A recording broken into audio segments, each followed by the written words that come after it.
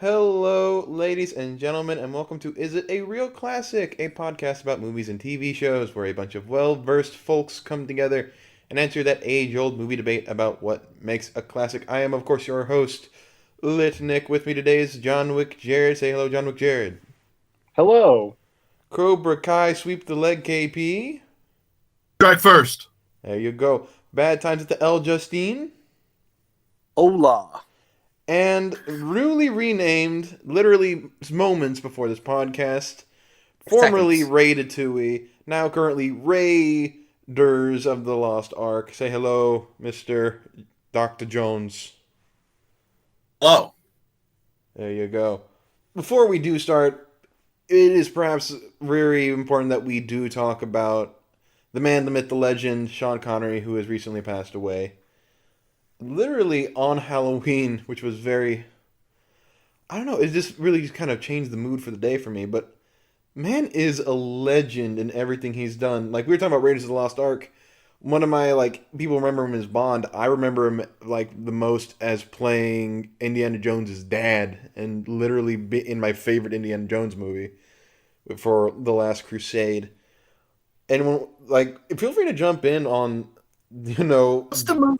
Bond. What's the movie with Costner? Ness movie with Costner? The Untouchables? Oh my God. That's where he got his Oscar, I believe. Dude, his performance in that, they send yours to the hospital, we'll send yours to the morgue, that whole thing. Mm-hmm. Dude. And like we said yesterday, the performance in Highlander where he takes a throwaway movie and it winds up being a cult classic, mainly because he goes in and out of it periodically. Oh, you know what I mean? It just, everything he did wound up being gold. And think about what we have with Bond, right? And what he did to that character. Because, first of all, the whole reason why James Bond becomes 1, 2, 3, 4, 30 is based on his coolness. Based on that single performance he did. And everybody after him got measured up to him. And none of them measured up. And I love Daniel Craig as Bond, and I liked Roger Moore was my Bond because of my age. None of them were Sean, except for, of course, the epic performances by Timothy Dalton. Mm-hmm. was gonna just let that sit. All right. Okay. All right. This dunk on Timothy Dalton. I didn't realize that we were just throwing hands today. My wife pointed out that he was literally homeless as a child. Really? So that journey is pretty crazy as well. I would imagine so. If one goes from being homeless to becoming James Bond, right, Mr. The modern version of the what's the word I'm looking for? Not Renaissance Man. Yes, absolutely. The modern version of Renaissance Man. Exactly. Oh yeah. I'm looking at it wrong, but yeah, definitely. Good at every single thing, right? He could play poker. He understood the market. He was athletic. If you put a tennis racket in his hand, he was fine. If you put a highlight stick in his hand, he was fine. If you stuck him on a horse, you could do it. You know what I mean? Like, there was nothing Commander Bond wasn't good at. Yes. Oh, yeah. And physically gifted, born perfect, as far as the way he looked. And he had an unconscious cool. He wasn't trying to impress you. He just knew he was cool. That's the best. There's only a few people that have that. Oh, it's that it factor. Besides yourself, I don't know any personally. I'll tell you another great movie that he did that was another aspect of his character. Finding Forrester is one of my favorites. So good. If you haven't seen that one, take the time out. Go watch it. Right, too. That's completely different from the other roles. Mm-hmm. Oh, so good. Okay, I'm sorry. We can get back to the real. No. He was an incredible actor, and he will be greatly missed. I love The Rock. Just, The Rock is a great movie. Oh yeah, no doubt. Well, it's fun. I wasn't gonna bring up how close Dwayne Johnson is to Sean Connery naturally, but I'm glad you threw it in there. Yeah, I just wanted to throw my love to Dwayne Johnson while we were here in the neighborhood, but. I'm going to throw out my vote for next Bond, too, because it's appropriate. Idris Elba. You know, get on the bandwagon with me. and I agree completely. Get on. I know he said he doesn't want to do it. I don't I care don't what care he what he wants. thinks. I want He's you to do it. just do He one. owes it to us. Yeah, he does. He owes it to us. We support him. We support Hey, you. just good stuff to watch. You ever watch Luther? Yes, come on. Very good. Luther is fantastic of a show. Right. Right. Okay. All right, let's get back down to business. Today, we're going to be talking about John Carpenter's Halloween from 1978. For the very few of you who don't know what this movie is, it centers around the town of Haddonfield, Illinois, when an escaped murderer returns home 15 years later to strike terror into the small town and go on a killing spree where it's up to a babysitter and his former psychiatrist to stop him. This is, I mean, that's the best I could do for a description of the movie.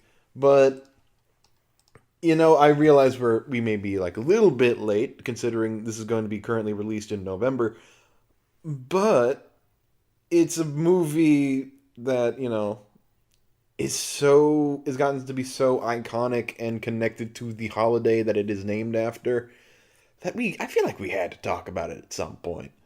So, Absolutely.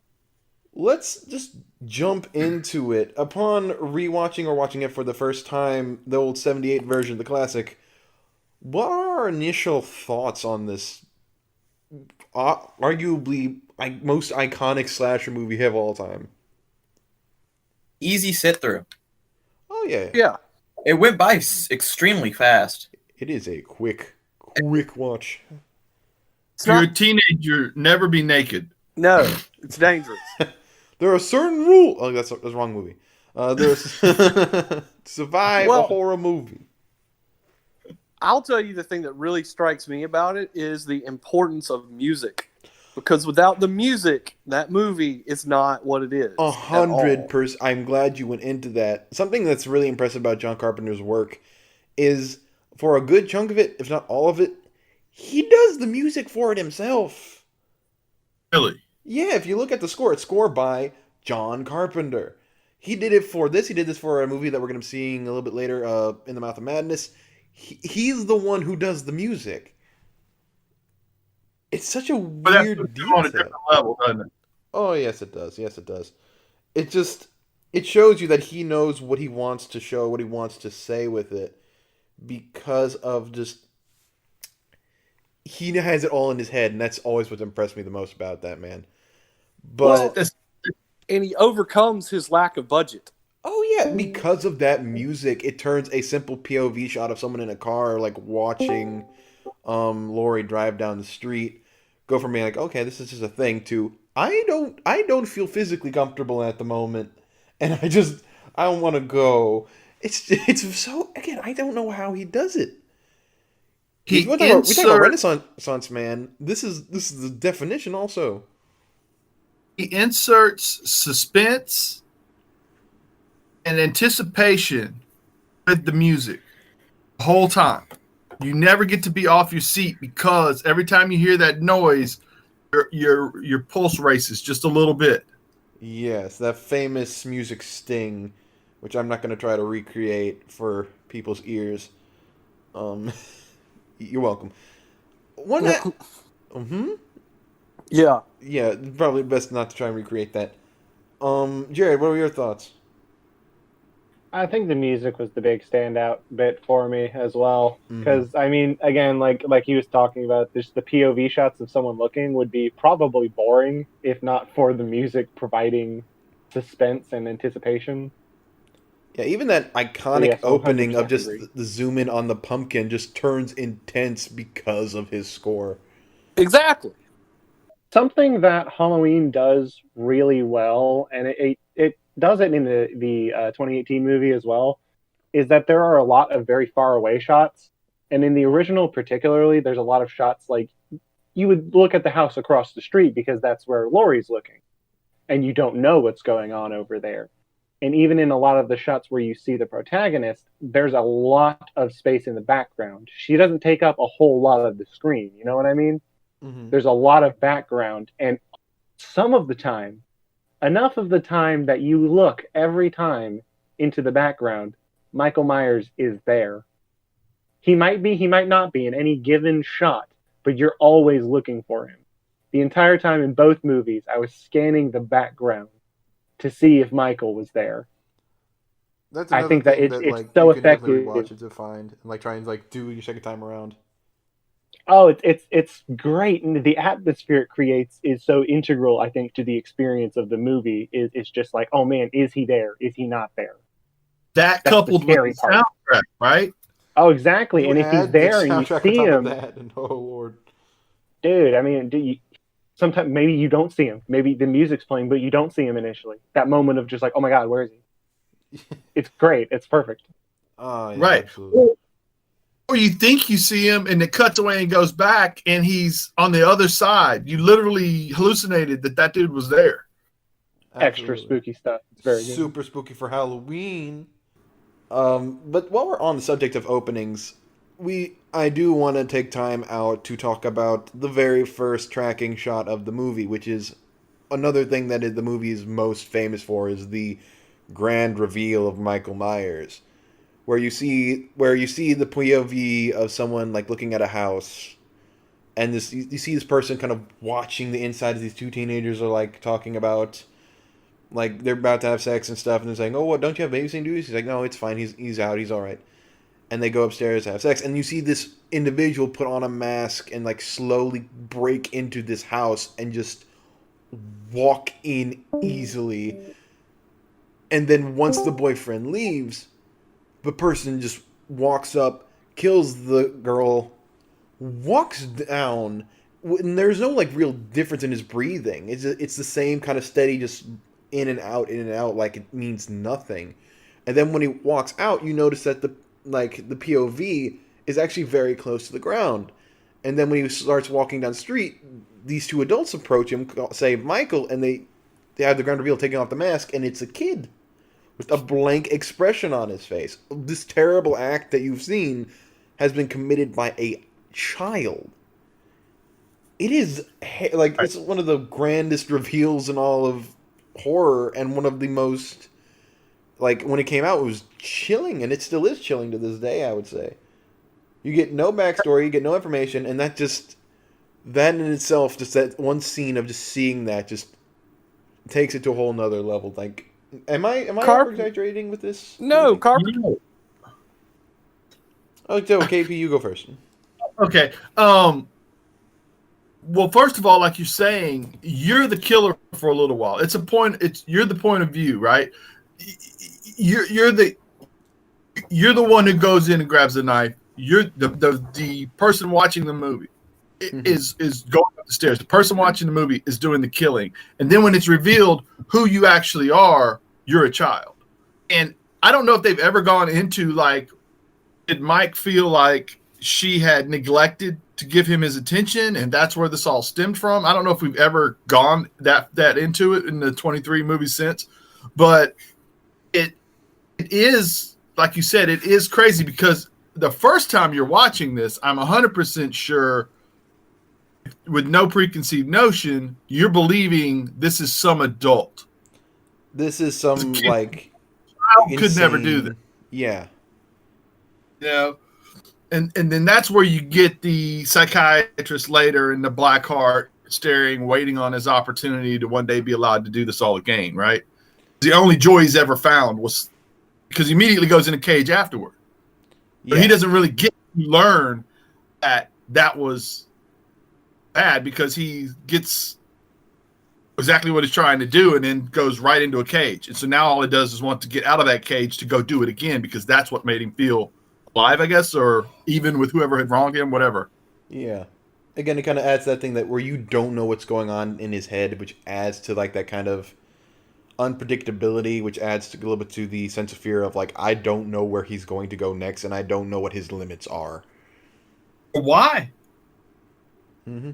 Just the why. Because you don't know why when you're watching the first scene. Nobody's explained to you why we're doing this evil act together, us and the Michael, you know? Mm-hmm.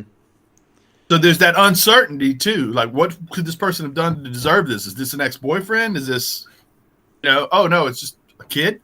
Really? Yeah, it's just oof. Justin, you said you had some thoughts on it as well. Yeah, I was just saying that the best part thing they do is they never reveal why Michael did it, Mm-hmm. because that's terrifying. I work with mentally ill people. The people that you understand why they do it, that doesn't freak you out. It's the ones you got no clue why they're doing it, what Yeah, purpose, I think what's their yeah, there's a line that Loomis says in there, which is, "He's just evil. There's nothing behind those eyes but death, and there's only one way to stop him. That's to put him down."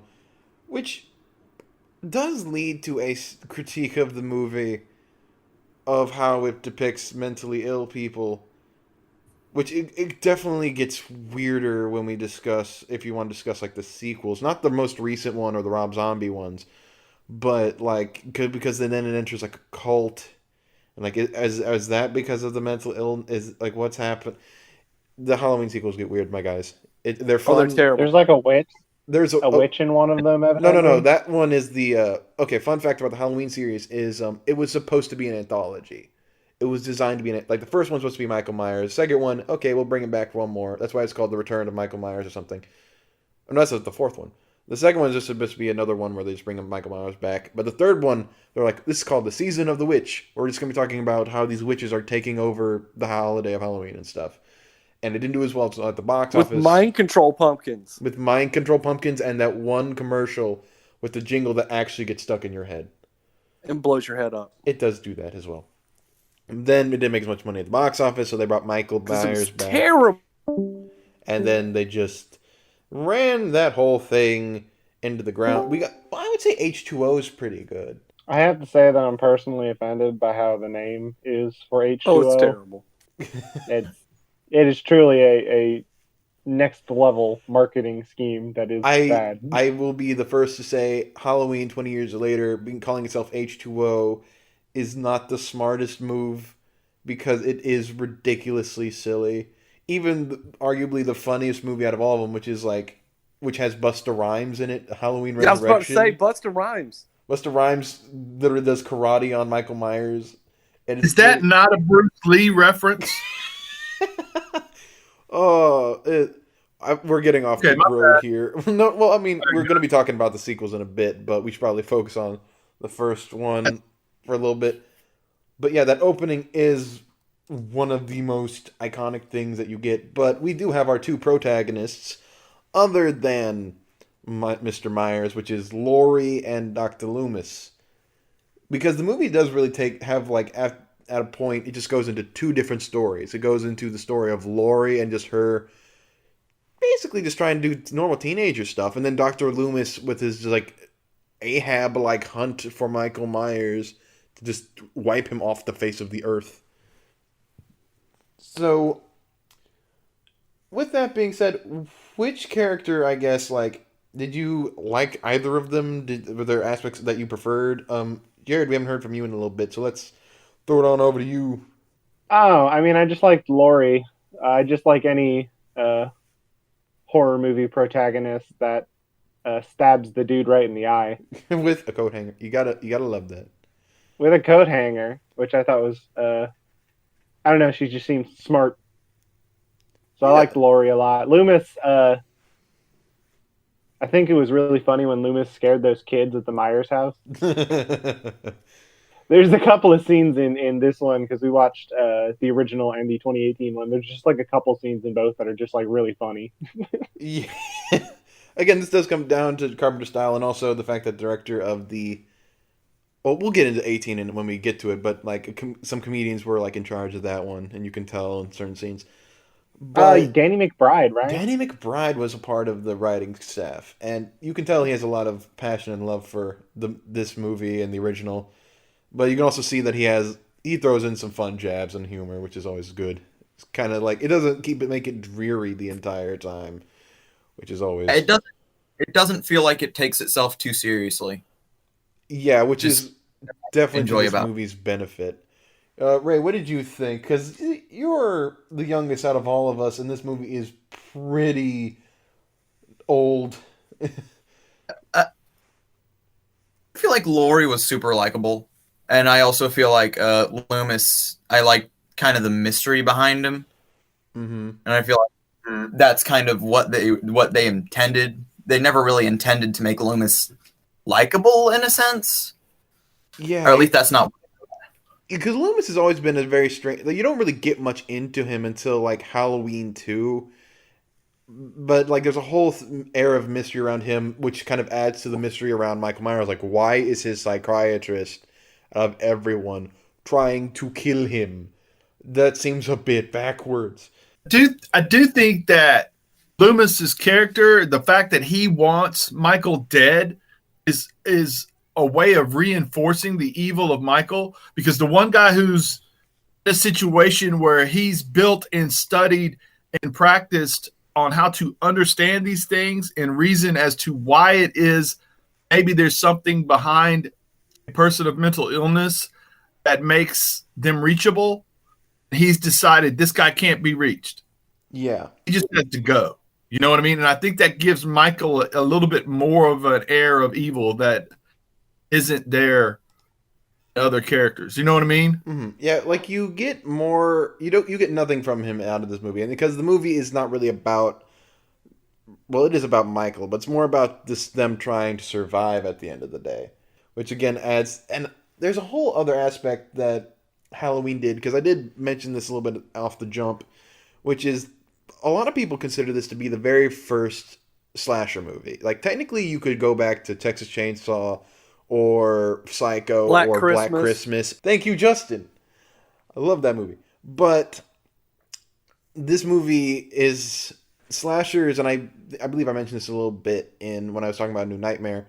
Halloween tapped into something in the cultural zeitgeist, which is this is around the same time, a little bit after of Zodiac, around Charles Manson and all this other terrible things, which is the idea that you don't really know what your neighbors are capable of. Right. There's a whole lot of stranger danger, and the idea that anybody could take anybody. Like, you don't know if your neighbor is going to kill you. You don't know, like, because you want to live in this idealized, like, suburban area, like Fantasyland, and feel like should feel safe. But because of the way things are and the fact that people can just innately be evil, according to the 70s. Especially in the 70s and the 80s and 60s too. You had this pushing of Midwestern values and small town values. You know, where did they place Superman, the great Superman? Where did they place him? In Kansas, right? Because he's got that Midwestern value, right? And so to set this in a town, small town, middle of America, and to have the evil there is a way, like you said, to really make it. You don't know what your neighbor is capable of. Set this in the Norman Rockwell picture. You know what I mean? Mm-hmm. The way that just sort of, I think that's what gives, and we're going to go into a little bit, but I think that's a reason what gives Halloween its staying power is it's the perfect encapsulation of that single feeling and just fear that America had, and what I feel like some people still have to this day, whether that be in America or outside of America, which is the fact that some people are just capable of like unattainable evil, and you just don't know it until it's like either too late or.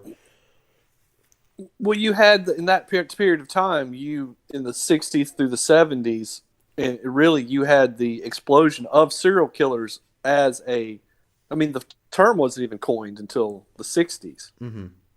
So you had that explosion, and interesting theories on that.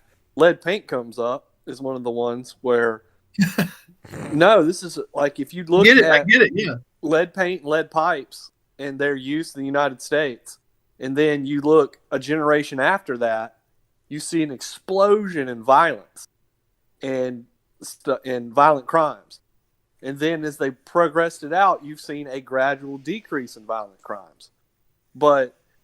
You know, it goes back to why the hell would somebody do something so horrible as this? Well, you know, from birth, they've been exposed to something that made their brains not work right for making moral choices. Mm-hmm. Or You know, the usual route is almost every, and this is the thing that's kind of scary about Michael Myers, is they try to imply that Michael doesn't have a horrible childhood. Almost every serial killer has a horrible childhood of abuse and trauma and stuff like that. Mm-hmm. So Michael gets set apart a little bit from that. But yeah, he's definitely an aspect of that whole fear. You know, we had these explosion of all these people that are terrifying. Bundy does not look like a terrible guy. Bundy looks like the guy next door, which makes him scary. Looks like a House of Representatives guy. He does look like someone who would try to sell me, like, now, if you vote for me for the Senate, you can stop the liberal agenda. Yeah. Oh, well, Lord. and John Wayne Gacy was I'm not touching that. John Wayne Gacy was a Democratic politician. I mean, and Bundy worked on, I can't remember whose candidacy he worked on, but yeah, that's the slick presentation. That's something that is kind of dwelled on in some of the later sequels, because as we've talked about, there are many sequels. And in Rob Zombie, when he got the helm of Halloween for his 2 takes on it, he went into the details on Michael Myers' backstory, which he does do what we like, the abusive background, very gritty, so that you can kind of see where Michael Myers came from, how he was born, and all this other stuff. So it goes into that detail, and one of the critiques about the movie is the fact that nobody really wanted to see that because it takes away from the terrifying aspect of Michael Myers. But there's another aspect that people have come back and really enjoyed the movie because of how this just comes down to Rob Zombie style, and I won't be dwelling on it that much because y'all haven't seen it in a little bit. But it's just the fact that Rob Zombie very much makes everyone unlikable, because that's the way he viewed, whereas, everyone is just trying to survive, here it's what created Michael Myers is the environment of the world, and the world being a terrible place, you will inevitably create a creature like Michael Myers. And it's definitely a hard movie to sit through in certain ways because of how everyone is just the worst. But in that aspect of being this kind of art piece that kind of forces you to look at the cruelties we can inflict on each other, I suppose there is a way to view it in a very interesting light, definitely. And if you look Rob Zombie, whenever you hear him talk or you listen to him, he's a smart man. He seems incredibly easy to be around for a guy that looks as if maybe he doesn't want you to think that, but every bit of his art describes a world that is not happy. Yeah. All of the White Zombie stuff, all of the movies, it's all ferocious, and it's all, you're creating me to be like this. You know what I mean? And so you get where he's coming from on that, but that's not who Carpenter is at all. No, Carpenter is self-described as basically just trying to have fun with whatever he does. He's talked about the new guard of horror and says I appreciate what they do, but the one thing that that he's kind of separated himself from the medium, why he's kind of taken a step back, is because he doesn't like how everyone seems to be very pretentious about their work. Not in the fact that they're putting thought into their work, but the fact that they are taking it so seriously and get so infuriated and angry with just trying to have the perfect exact vision instead of just having fun with it. I agree with John Carpenter on this. It's also the difference between to get your message across without someone really knowing exactly what you're doing to them. Mm-hmm. You're that person who disagrees with you, and yet you're nice to them, but you kind of pitch what you want. It's the difference between that and hitting somebody with a blunt instrument. Yeah, exactly. I don't like the blunt instrument. Well, it's a hard way. There's different ways to do things in both. Yeah, but I'm with you on this, Justin. I'm with you on, to some degree, if a person is reachable, then by suggestion works. If a person is not reachable, then a mallet ain't going to help. Yeah, I mean, horror, as we've discussed in New Nightmare, has changed a lot over the decades, and we've gotten all these different people at the helm of it right now, But one person who does have a jackhammer, as I call it, when it comes to a message that I feel like has been able to master it in the way that Rod Serling was able to was Jordan Peele. But that's because he, like, just like Carpenter, he still knows how to have fun with it. Get Out, even though it is very pointedly a statement on a certain aspect of black identity, is also still a fun movie. You can still have a lot of fun with it. He's It's very smart. he's smart. What he does, Yes. very serene. Yeah. But we're not talking about Peele. Now we're going to move on to the recent movie, Halloween 2018, because some of y'all did see it very recently. It takes a lot of nods and references to the original, and frankly, adore this movie, the one that they did in 2018. I like it. In fact, I did say after I watched both of them, I do think I like the 2018 one just a little bit more. I love both of them, but like there's this a little aspect of 2018 that just grabs me a bit more. But I'll get into that why in a bit. But there's a lot in 2018 that happens, which is you get to see Laurie Strode today, years and years later after the first Halloween. The other sequels did not happen. Michael Myers is not Laurie Strode's brother, like they said in the sequel.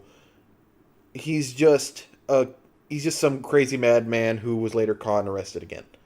And Well, she points out in the 2018 version, the granddaughter points out that was a urban myth. yeah, people kept on like coming up with these ideas like maybe he's a part of a cult, maybe he's like a part of a this or that, which I find to be a very fun reference to the older movies, and I like that. I thought that was really nice. At least to kind of acknowledge him in a little bit of a wink and nod kind of fashion. But it does kind of enter this very similar ground to the original at a point. Well, when we were talking about the mental health and all that, the scene where they're standing on the checkered board area where they stay outside for a little while, and each inmate is boxed off and chained to a block, so they can't get too far away from where they are, and they're all having their own little conversations with themselves and acting in certain ways.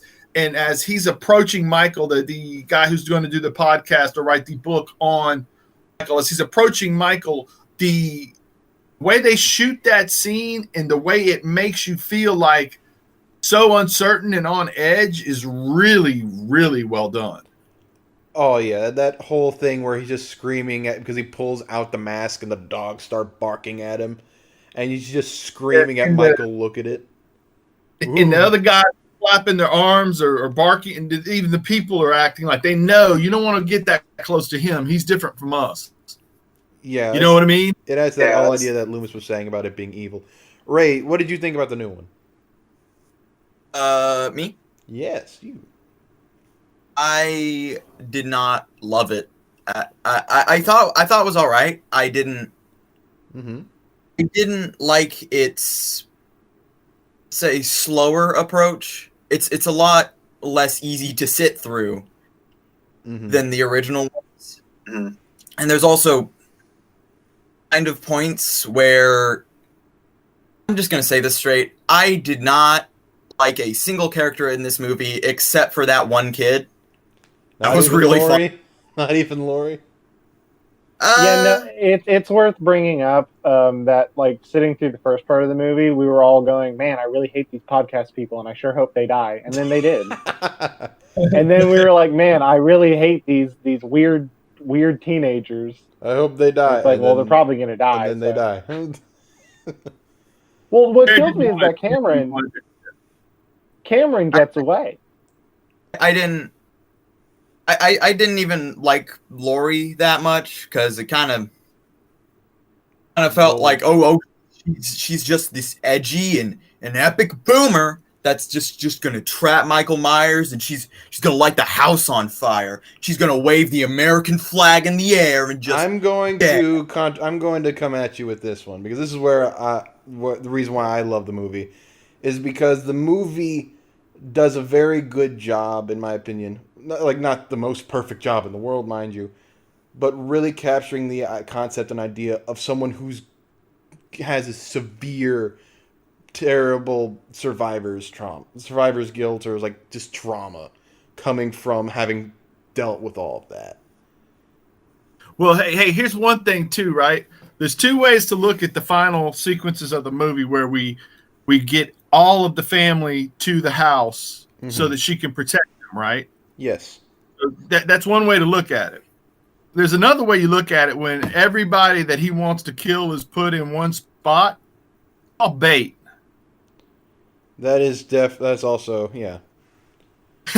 Well, I Go ahead, Jared. I loved it. I loved that part. I love the fact that she not only built herself a place where she could kill him from weaponized, but she also built him a place where she could trap him if he were to manage to get into the house, which is where she had all her problems. I love the way once he got into the house, we got a replay of the very first movie, except she's stalking him. Yeah, who's that's injured. Yeah, that's like one of my favorite parts of the movie too. He falls to the ground. She turns her head and turns it back, and he's gone. I mean, she falls to the ground. He turns his head, turns back, and she's gone. Whole thing, you know what I mean? It really that got me. I was just gonna say my only real annoyance is when she got him trapped in the room. Right? She's got him trapped. Why do you set the house on fire? Burn it down. Why not shoot him? He's not even hiding. Yeah, he he's got right there. shot 5 times by Loomis in the first movie. When you shoot him in the head about 20 times, I guarantee you this thing's over with unless he's supernatural. I'm just saying. I just thought you spent all this effort to get him there, and you don't want to be the one who ends it. You don't want to be the one who puts him down. Mm-hmm. Dude, and you know what? I like the way the burning down of the house was a cool kind of Visual aesthetic. Yeah. The way you look at it. But the best way to end it, if you want to rebook the ending, would have been this part where the daughter says, I can't do this. Mom, you have to help me. And then he looks, and she does hit him with a headshot. Yeah. Because that's the way the movie should have ended. The movie should have ended with, gotcha, bang. Yeah, this is done with. She was the one trained to do it. And she was the one smart enough to set him up. You know what I mean? Nobody else had ever set him. He never had been fooled. Yeah. Right? That's your ending right there. This also goes into the fact that this is technically going to be the beginning of the final trilogy of Michael Myers. Which is stupid. What are you talking about? Beginning of the final trilogy? I don't know why. But this movie series is not a cow. You cannot continue to milk it. Okay, you clearly have never seen a slasher movie then or series. When they put that Twitter feed out on the night before Halloween, the commercial for the trailer for the movie. Yep. Twitter was ablaze with, I can't believe this isn't coming out tomorrow. I have to wait a whole year for this. People are jonesing for this. People are apparently willing to get Corona for this. Okay. Listen, if you're gonna drop it now, drop it on a streaming service. Let's not do this right now. Hey! I mean, if you're gonna get it for Tenet, But isn't that interesting? It is. How much you can sit there and what a movie can do, right? Because we were done with Halloween, and 28 got good reviews, and all of a sudden they're going to bring the whole thing over again, right? And people are receptive to it, even though we know it should have been gone. I mean, once Busta Rhymes was done, it was pretty much over. Once Busta Rhymes released that karate move on Michael Myers, arguably that was the death of Michael Myers in many ways. But that is a good segue, I suppose, to the final part of the conversation. But I will say one final thing on 2018, which is not only the survivor's drama I found to be very, through Laurie, but also the way it focused on mother and daughter relationships throughout, and just that kind of strained relationship that they all have with each other, which is a very weird thing to talk about in Halloween. And he's out of all the movies to talk about mother and daughter relationships and the kind of thing of trying to reconnect after all this time, you're gonna do it with Halloween. It's good, but it's just very strange. Before we leave this, can we talk about the obsession of the psychiatrist? We will, but Michael? first, let's quickly go back to Jared. You had something to say.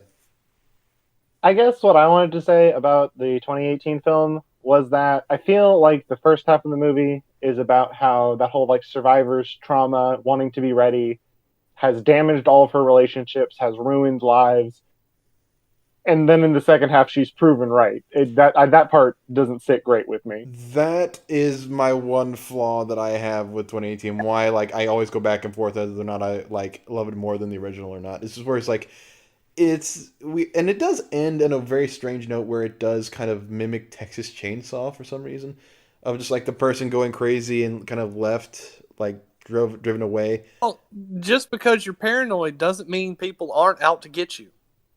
I mean, 100%. that, to be fair, that is actually to kind of, and I don't know how this is going to work because I'm just kind of like off the cuff here, does kind of add to the central concept of what made Halloween kind of click, which was the fact of the fear of your neighbors and the fear of yourself. I guess let me rephrase. If the like originals were about like the fear of your neighbors and not being able to trust anybody because that's the way the world was, because we were going through a huge disillusionment to the government and the world as it was. There's a whole thing in this movie about the disillusionment of Laurie herself and how she doesn't, and how the characters don't seem to trust people who are their family, and they kind of have to learn to trust people again in order to survive something greater, I suppose. I don't know if that's exactly gonna work out in the exact connection as to like if that makes the movie, if that fixes that weird bump this movie always seems to go through in Jared's mind and my mind as well. But I don't know, it's an interesting thought that I just had. I don't know. But anyway, we're gonna throw it back to KP to talk about Loomis for a moment. I just Or the psychiatrist, not talking Loomis, about, the new about psychiatrist. Right. His obsession winds up at a moment where Michael can be put down. He puts down the sheriff or the deputy, whatever he is, in order to free Michael up to reunite Michael's character with Laurie. And that was interesting to me that he felt like he needed to learn more about their relationship or something. Like, did you get into that, or what did you pull from? That's kind of mirroring kind of what the podcasters were trying to do, which is constantly trying to like figure out what makes Michael Myers tick, trying to figure out like the inner workings of evil so we can better understand it and the like, which that enters some weird territory. If you want to go into that subtext, I think too that the world around our protagonist and our antagonist wants there to be a connection there that isn't there. Maybe okay. The randomness to her being across the street from where he was killing her friends. Yeah, in like the first trying to movie, find right? a reasoning to the madness, which So they're connected throughout history due to randomness. And the world doesn't want that because the world has to have a reason why things happen. It can't just be randomness. This is what Justin pointed out earlier, which is Michael's just wanting to kill. There isn't. And what people had problem with the zombie versions where there was a reason Michael was doing this, right? The world's not even. There's a reason why he was doing it. Because there was the cult, because Laurie was his family, because of this and that and this and that. Right. Correct. So I guess like that could be in the movie be a bit of a reference to like the need for connection for Michael Myers. If you want to dig into it a little bit more, there could be an aspect of it of where again of the idea of trying to poke the bear perhaps to the worst extent, not really in like trying to understand what other people go through, but in the matter of trying to sympathize or empathize with the worst parts of humanity strictly so that way you can understand it, but you don't know what you're enabling by letting them out. If that makes any sense. Like you can do the podcast, you can try and like bring things together to give it some meaning, but what are you letting out into the world by doing that? Sometimes Pandora's box is better left closed in certain ways, I guess is what the movie's trying to say. But again, that's subtext things, and 2018 is very much a movie that is very enjoyable, but also it brings a lot to the table, which you may agree or disagree with. But then again, you can also say that with Rob Zombie's movies as well, which is also very woo a time.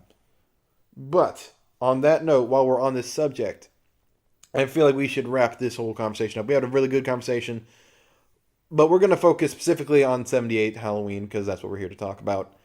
And once again, I don't think we need to really have the argument about this being a classic because the fact that it's lasted for so long has kind of proven the point of it being a classic. My question to you fellows is, what do you think has really given it that staying power? Like, I've had my own theories about here and there and why it's stood the test of time, but it's... The music. Oh, yes. The music. that's the whole... It's the music. I've heard that musical sting literally thousands of times before I ever saw the movie. Okay, actually, while we're on the subject of that, I was literally walking down the street of Savannah with a mask, don't worry, I was being safe, and on Halloween. And these two people were dressed up as Michael Myers, walking straight, like no emotion, just like straight forward. And they had a little radio thing in their jacket that was playing the Halloween theme as they were walking by. Excellent. And I was so good. That's like X. I was like, I saw them walking by, like I really wish they were playing the theme. And they passed by and here, I'm like, oh, and this is where I die. But all right, music is definitely a big thing that's probably given it its staying power.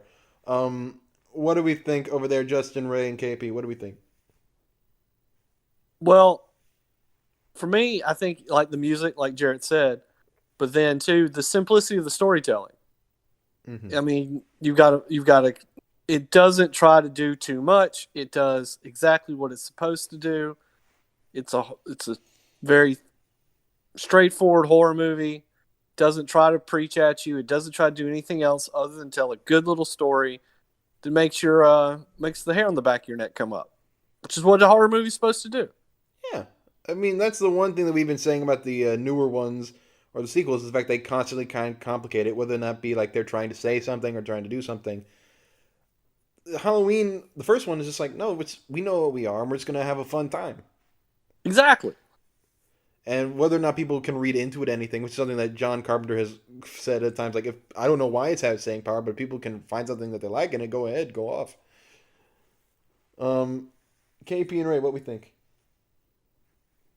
Of course, the soundtrack, of course, the simplicity, but again, it is such an easy sit through that it's kind of hard to watch it and go, that was bad. It's such an easy sit through.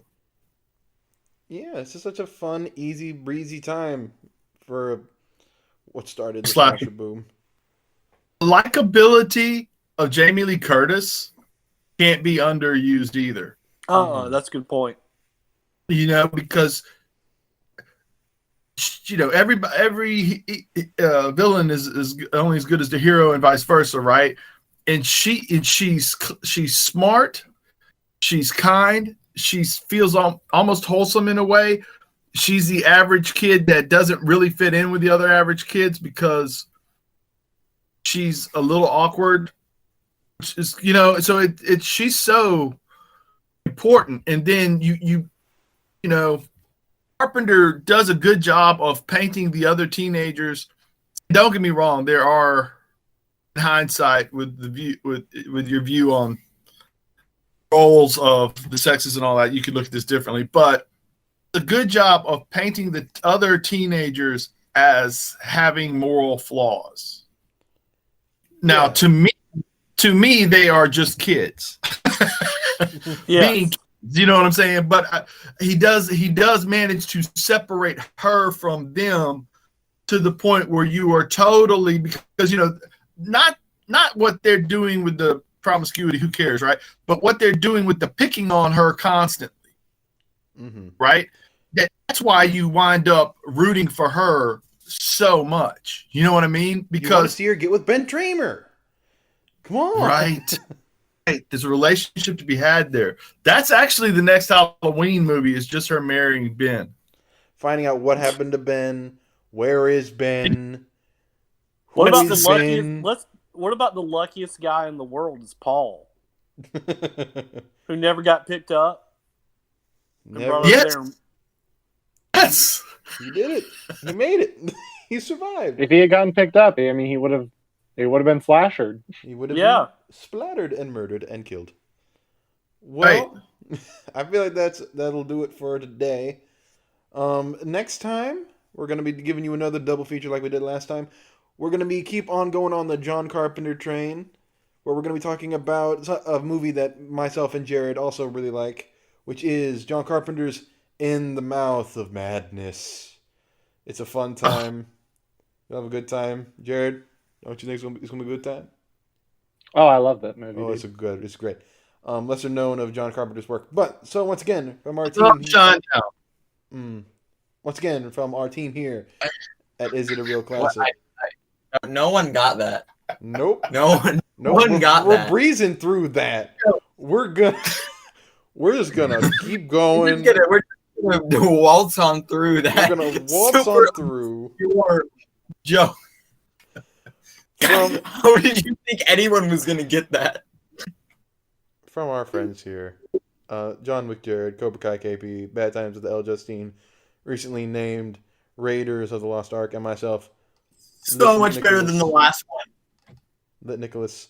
This has been a Go Home Heat production 2020. Once again, telling you to go out there, find some good content. You'll never know whether you'll find the next classic. We need to stop with these bad puns and cut.